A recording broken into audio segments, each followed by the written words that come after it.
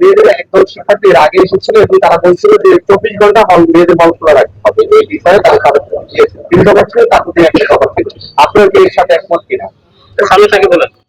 ঢাকা বিশ্ববিদ্যালয়ের বর্তমান যে পরিস্থিতি সেটা যদি আপনি দেখেন, ঢাকা ভার্সিটির মোটামুটি 3টা হল হচ্ছে, মেয়েদের 3টা হলই হচ্ছে মূল ক্যাম্পাসের বাইরে। 2টা হল হচ্ছে নিউ মার্কেটে, আর একটা হল হচ্ছে সেই বঙ্গবাজারে। তো আপনি যদি দেখেন বঙ্গবাজার এবং নিউ মার্কেট দুইটাই হচ্ছে চরম অরক্ষিত এলাকা। এই দুইটা এলাকাতেই পাগল, ভবঘুরে, নেশাখোর এই মানুষগুলা সেখানে থাকে এবং সন্ধ্যার পরে মোটামুটি তাদের আনাগোনা বেড়ে যায়। তো আমরা মনে করি ঢাকা বিশ্ববিদ্যালয়ের বর্তমানে নারী শিক্ষার্থীরা চরম নিরাপত্তা সংকটে ভুগছেন এবং এই নিরাপত্তা নিশ্চিত করার আগে আসলে নারী শিক্ষার্থীদের হল গেট আসলে 24 ঘন্টা খোলা রাখা বাস্তবায়ন করা সম্ভব না। আমরা প্রশাসনের কাছে জোর দাবি জানাচ্ছি যেন তারা অনতিবিলম্বে ঢাকা বিশ্ববিদ্যালয়ের নারী শিক্ষার্থীদের নিরাপত্তা নিশ্চিত করার জন্য এইসব ভবঘুরে পাগল, মাস্তান এবং নেশাখোরদেরকে এখান থেকে উচ্ছেদ করে এবং ঢাকা বিশ্ববিদ্যালয়ের নারী শিক্ষার্থীদের নিরাপত্তা নিশ্চিত করার জন্য তারা প্রয়োজনীয় পদক্ষেপ গ্রহণ করে। কারণ যেমন আমার ভাইদের যেমন স্বাধীনতা আছে যে তারা একটা বাসার মতোই বা তার আবাসিক হলে যখন ইচ্ছে ঢুকতে পারবে, যখন প্রয়োজন তখন বের হতে পারবে, তেমন একটা নারী শিক্ষার্থীরও সমান অধিকারী আছে। যখন সে তার প্রয়োজন হয় সে চাইলে বের হতে পারবে, তার প্রয়োজন হলে সে ঢুকতে পারবে। কিন্তু বর্তমানে ঢাকা বিশ্ববিদ্যালয়ের নিরাপত্তা নেই বলে আসলে এটা বাস্তবায়ন করা সম্ভব হচ্ছে। তাই আমরা বর্তমান প্রেক্ষিতে 24 ঘন্টা খোলা রাখা এটাই আমাদের প্রথম দাবি না। আমাদের প্রথম দাবি হচ্ছে অবশ্যই আগে ঢাকা বিশ্ববিদ্যালয়ের নিরাপত্তা নিশ্চিত করতে হবে।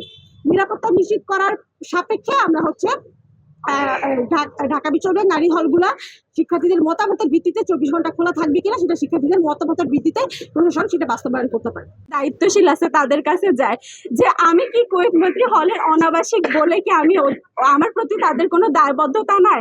এমন তো নয় যে আমি কুয়েত মৈত্রী হলে নিজ ইচ্ছা গিয়ে থাকতেছি না। আমি তাদের কাছে হলের সিটের জন্য অ্যাপ্লাই করছি কিন্তু তারা আমাকে সিট দিতে পারতেছে না, এটা তাদের ব্যর্থতা। কিন্তু তারা তাদের ব্যর্থতা নিয়ে কাজ না করে সবসময় আমাকে একটা চোরের মতো দেখতেছে। আমি যদি তাদের হলের ভিতরে ঢুকে যাই মনে হচ্ছে আমি যেন বিশ্ববিদ্যালয়ের আধা শিক্ষার্থী। আর মানে তাদের প্রতি আমার প্রতি তাদের কোনো দায়বদ্ধতা নাই। আরেকটা জিনিস আপনারা জানেন যে ঢাকা বিশ্ববিদ্যালয় এত ঐতিহ্যবাহী একটা প্রতিষ্ঠান, তাদের এক্সট্রা কারিকুলাম অ্যাক্টিভিটিসের জন্য খুব বিখ্যাত। এখানে ডিবেটিং ক্লাব, এখানে কালচারাল ক্লাব, এখানে বিভিন্ন সোসাইটি, বিভিন্ন রাজনৈতিক দল, অনেক কিছু আছে।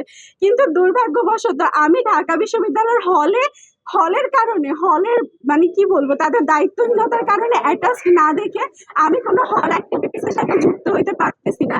এই যে আমার জীবন থেকে আমি যে আমার হাইয়েস্ট পোটেনশিয়াল রিচ করতে পারতেছি না বিভিন্ন সোসাইটিতে, বিভিন্ন টিমে জয়েন হয়ে, এই যে ঢাকা বিশ্ববিদ্যালয় যে আমার এই দায়টা নিচ্ছে না, এটার দায়ভার কে নিবে? আমি কুয়েত মৈত্রী হলের কাছে, আমি আমাদের ভিসি স্যারের কাছে, আমি আমাদের বিশ্ববিদ্যালয় প্রশাসনের কাছে প্রশ্ন রেখে যাইতে চাই।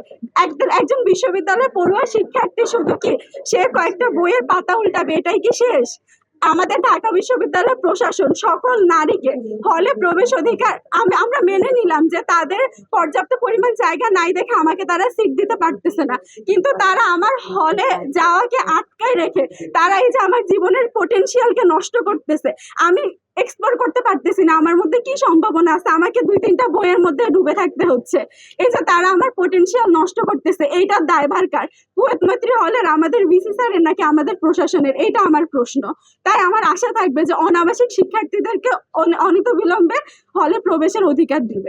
নিজের বাড়ি ঢাবির মেয়েরা ঢাবির মেয়েরা ঢাবির মেয়েরা অযৌক্তিক নিয়ম কানুন অযৌক্তিক নিয়ম কানুন হল যদি হয়